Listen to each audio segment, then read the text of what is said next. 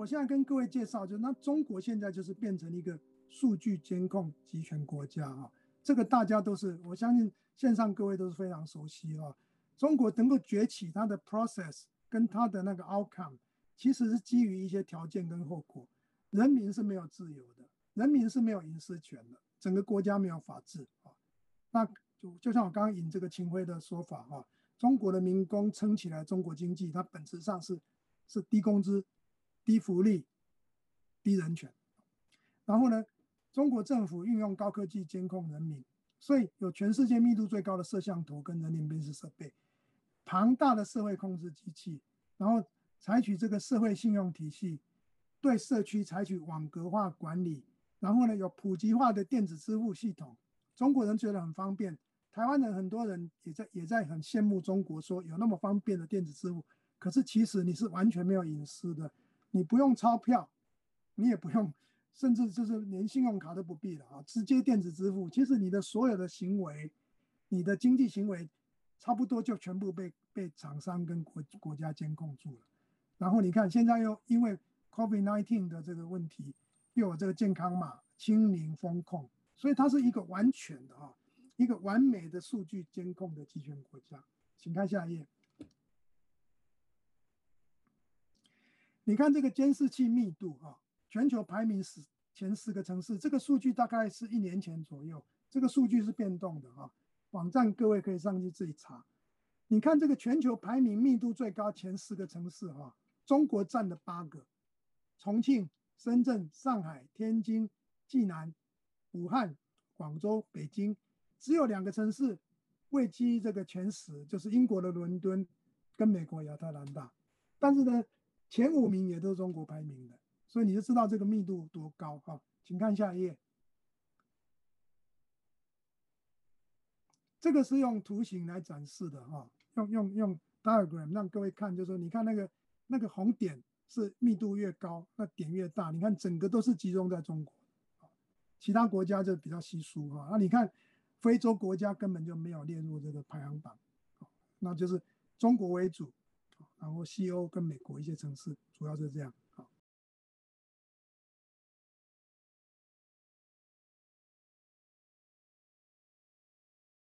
我要跟各位再进一步介绍一下中国有一些经济政治的结构特征跟弱点是中国要跟美国争取这个霸权很大的弱势第一个，中国经济崛起，现在总体国力是处于巅峰，已经处于巅峰，未来是向下看的经济上有房地产泡沫、地方债务、影子银行沉重、国营僵尸企业一大堆，国进民退民企都活不下去然后被共同富裕，成长下滑已经很多年了不是因为新冠病毒开始的，新冠病毒是加速了这个结构的恶化。然后呢，中下阶层缺乏购买力，中下阶层如果缺乏购买力你不让中下阶层有足够的薪水工资，中国就成不了真正的世界市场。好，那科技的部分就是高新的科技呢，创新能力仍然不足，还没办法跟西方国家相提并论。人口是老化速度非常严重因为长期一胎化政策，现在放开2孩3孩也没有人要生了，在都市里面人口就总量都要开始减少了，你都不要说老化。那对于一个过去半个世纪，它依靠这个劳动力、依靠民工、人口红利支撑起来经济成长模式呢，它其实未来是非常悲观的。如果它没有变成一个科技创新的国家的话，然后社会分配严重不均然后公民社会会压迫到这个没办法喘息的程度，青年呢失业非常严重，躺平不要当韭菜。政治权力就是一个问题，就是本来已经是一个不民主、没有法治的国家，习近平跟他的政权把中国的政治问题弄得更严重，变成权力继承永远是未爆弹他已经把之前这个老佛爷邓小平这个隔代这个指定的模式都打掉，集体领导都打掉了所以他现在根本没有可见的这个继承规则。所以习近平如果生病，习近平如果这个遇到意外或者任何不测，那中国很快就可能陷入一个政治的混乱当中好，请看下一页。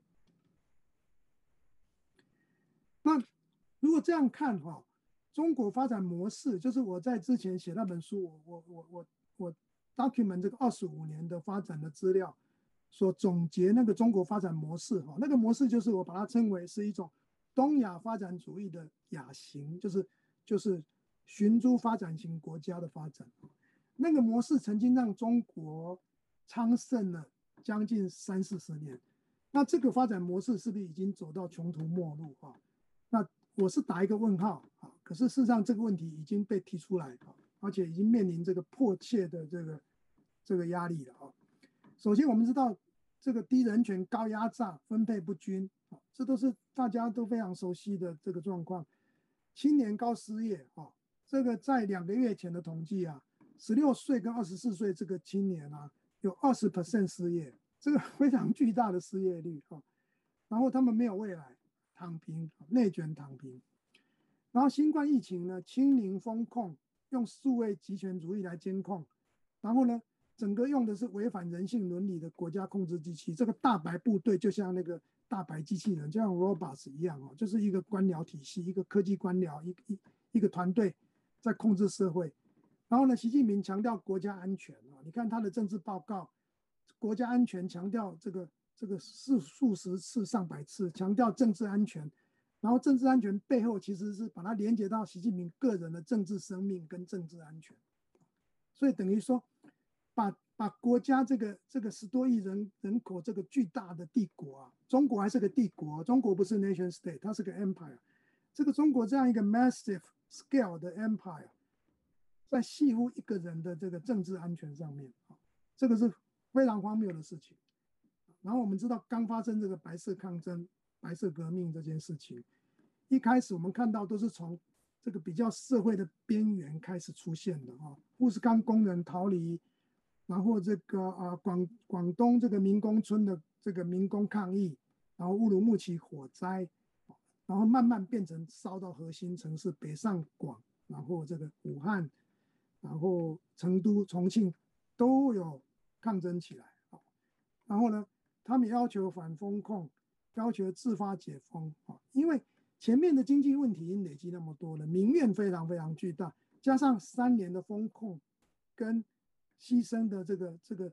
很多人，其实虽然这个表面上因为新冠疫情死掉的人口数很少，可是因为这个严酷的、残忍的封控的体制，造成很多人不能看病，很多人就因为这样死掉。这个算不算数？这个没有统计出来啊，这个数量可能非常巨大，所以造成了很多民怨。然后许多人失去经济的机会，连吃饭都困难。你这几天你看网上那些流出来的那个音频跟视频就知道，就是民怨是非常非常巨大，所以整个就爆发开来。所以我们前2天看到的诉求啊，上升到共产党下台，习近平下台，所以可见这个严重的程度。谢谢吴建民老师，非常精彩。那我有一个问题，就是我们回到1989年，我们知道中国的经济腾飞，从80年代初开始到现在，中间从政治角度最大的一个事件就是1989年的民主运动和天安门屠杀。那在天安门屠杀之后，美国西方国家对中国进行谴责，然后进行制裁，包括这个天安门 sanctions。天安门制裁，还有呢，很多人认为中国的经济、中国的政治已经走向穷途末路，因为这样一个令人非常非常震惊的天安门屠杀，那很多人预测中国可能在共产党可能在3-5年之内。10年之内就要垮台，那为什么台商港商在那个时候他们会大举的进入中国投资？是他们有不同的预测吗？这个问题非常有趣啊，很多人问过了，然后这个问题的回答方式是有不同的啊。那我的回答方式，我觉得没有特别新奇之处，但是很多人都忘记一件事情啊，还没有发生天安门屠杀之前，已经开始有不少的港商进入广东，开始进入中国沿海。那我们知道，其实香港在60-70年代也是一个工业社会啊，它有很多工厂的啊，它最常见就是都是跟纺织、跟 garments 这服装业有关的。然后呢，港商已经开始带着台商进入中国大陆了。比如说，各位如果看我写的《寻租中国 Rival Partner》这本书呢，我里面好几家主要的这个case studies， 其中一家那个台阳公司啊，他早在天安门事件之前，他就进入大陆了啊，就进入中国。所以我们要问的啊，其实天安门事件之后，还是有大量的台商港商进入中国。其实他们在之前就进入了，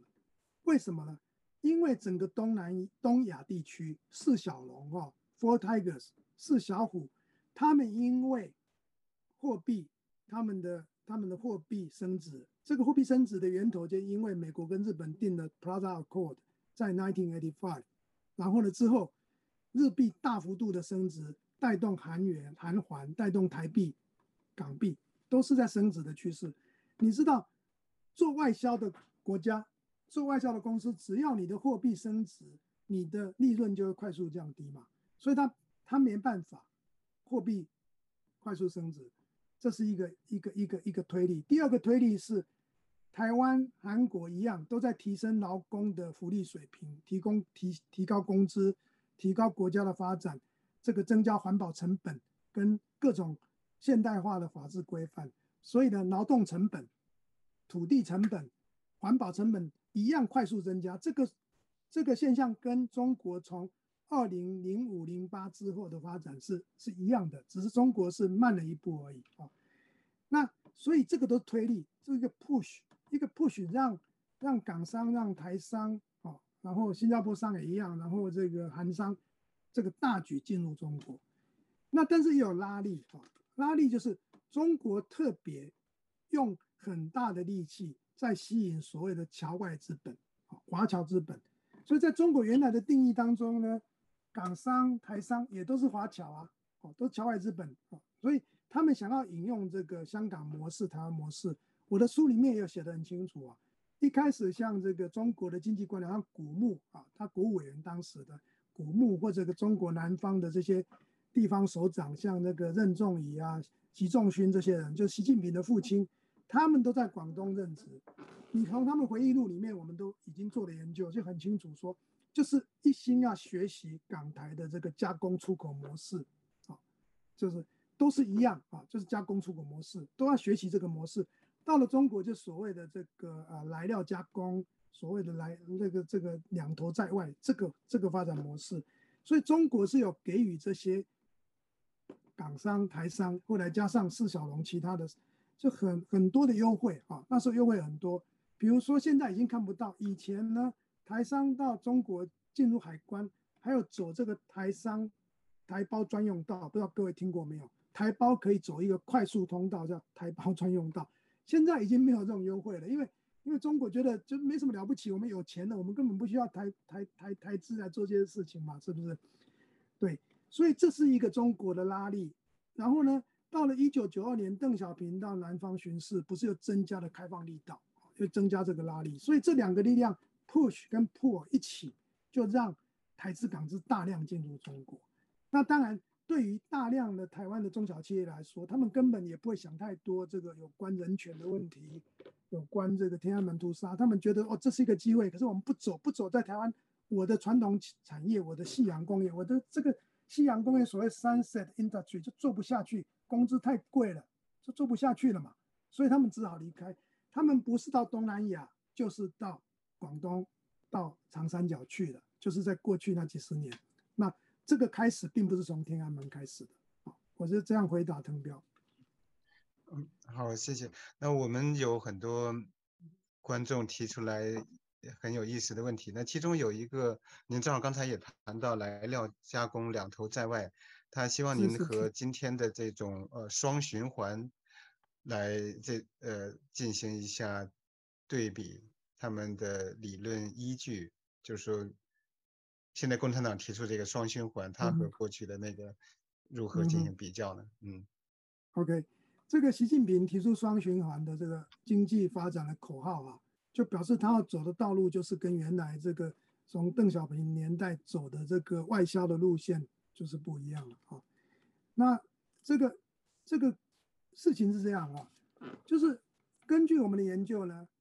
原来你采取的这个外销的模式，加工出口贸易这种模式，其实也走到尽头，就是你那个两头在外来要加工的这个模式啊，能够赚的钱已经到顶了啊，还是可以继续赚，还是很重要，因为中国需要外汇，可是它能够挤出来更多的利润吗？已经很难了，它已经到顶了。所以呢，中国一定要发展这个国内市场。在他高唱这个双循环、内循环、外循环加在一起要双循环之前，已经在前2次、前3次的这个党代表大会都已经在鼓吹这个要培养国内市场了。因为国内市场如果不发育起来，中国本身就是没办法有一个内生的成长动力嘛。你看美国是那么巨大的经济量体的国家，全球最大的，它的外销比例很低啊。滕彪，你在美国你也知道，大部分都是做国内消费跟国内生产。它外销，美国不是一个 trading nation， 中国是个 trading nation， 这很不一样。所以中国对于国际规则、对外的关系是非常重要的。它不能随便把规则弄坏，它如果是要搞坏规则，它自己会砸到自己的头。现在习近平就遇到这个问题，他又不满意，可是呢，他要依靠外销，可是呢，国内市场又在培育，然后呢，国内市场在培育的过程又是国进民退，然后把民企都打得一塌糊涂，然后又要共同富裕。所以呢，这都是有一点在杀鸡取卵的味道。那我刚刚在介绍我的这个书里面的 argumentation 的时候，我特别强调一点，中国的这个中下层阶层啊，大量的这个老百姓啊，其实购买力非常低的，连李克强自己都承认嘛，有6亿人是其实在温饱线边缘或以下的，是不是？所以呢，这些人如果没有钱的话，你怎么可能会有购买力？我刚刚提到那个美国不是有 Walmart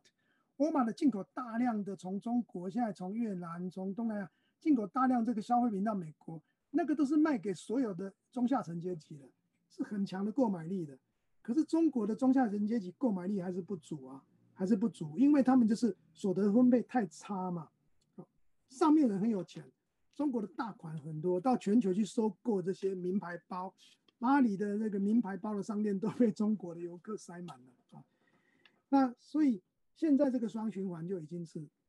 打破了，已经不是原来的模式了。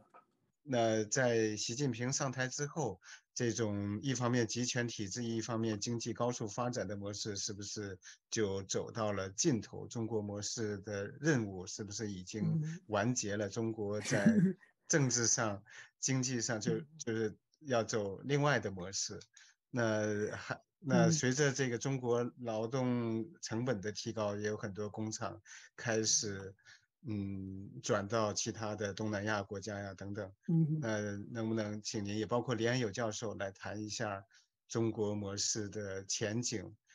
最好能够结合，比如说刚刚发生的富士康工人的抗议，以及正在进行的白纸革命，以及就是我们预测以及这种中美关系的变化，中国和西方世界的变化，那看看中国模式它要往何处去？中国的快速经济成长，与其说是因为威权政治造成的，倒不如说是全球资本主义分工调整之下，中国去捕捉到这个历史的机会，然后呢，在30年的期间，利用这个历史的机会快速成长，然后帮助这个历史机会去实现的一个重要的 agent 就是台商，就是台资。我觉得这比较像是真实的故事。那如果说这个经济发展是要靠威权、靠集权的话，那为什么台湾可以一直经济发展，而且也是民主化30-40年呢？对不对？这讲不通嘛。而且台湾跟中国有一大部分的文化也是有相关性的，一部分的文化都是这个华人社会的文化。当然，台湾的文化不只是华人文化，多重性的文化的这个 layers 是 intertwine 在一起的。台湾有原住民的文化，有这个华人汉人的文化，有日本，然后当代受到美国跟西方的影响。但是我们也不用去讳言说台湾还是具有华人社会的结构的特征。那你如果这样看，那中国也是一个华人社会的话，那为什么台湾可以做到这个程度，中国做不来？所以这个是一比较，我们知道说这可能是一个错误的归因，就是集权不一定可以造成经济发展，很多国家集权也不能经济发展或者说反过来，很多国家很穷困，它也是民主国家。最有名的例子就是印度啊，印度基本上还是一个民主选举国家，是不是？那台湾曾经经过威权，台湾的威权是因为特殊的历史的问题，因为蒋介石政权从中国这个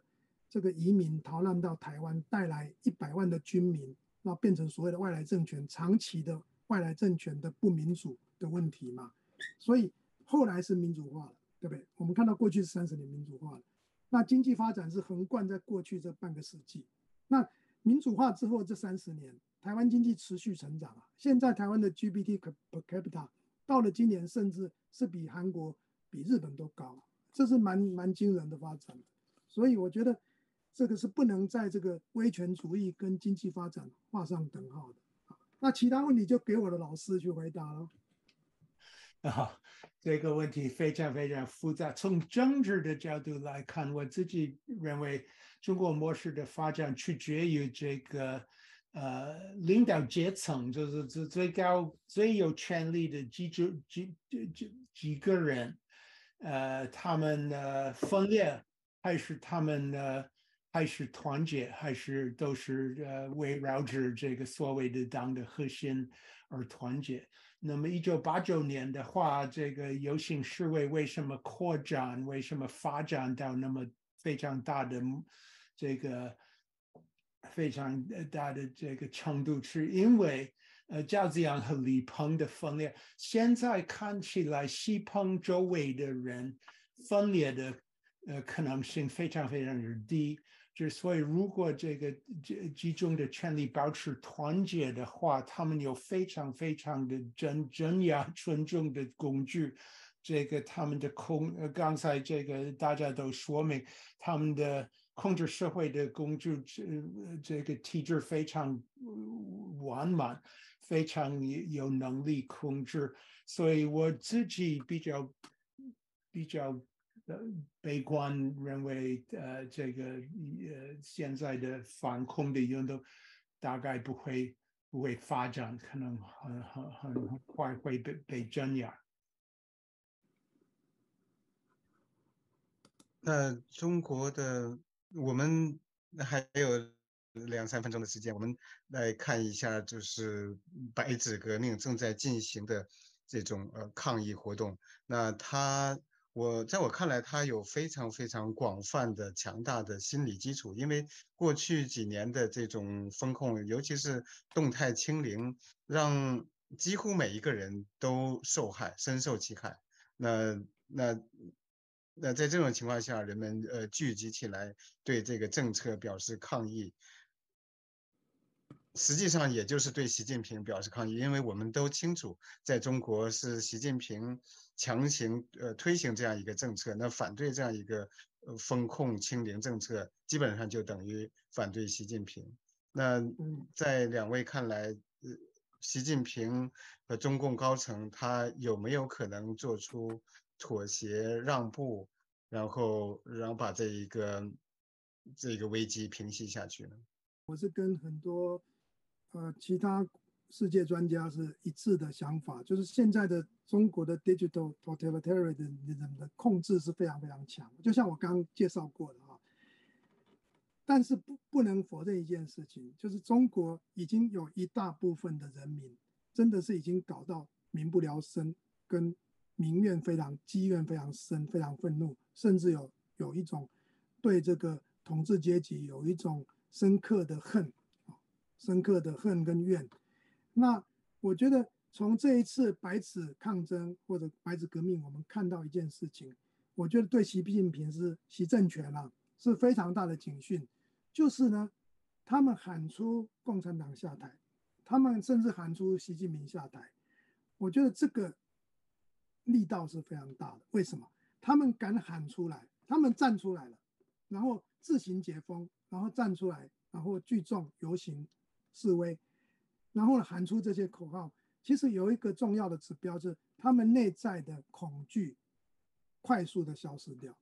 那我们知道，所有的集权统治他依靠的是人民内心的恐惧，人民内心害怕，不敢站出来，没有人敢开第一枪，没有人敢第一个站上街头。可是呢，在党的中共党20大会之前就有四通桥，然后之后又有这个乌斯康，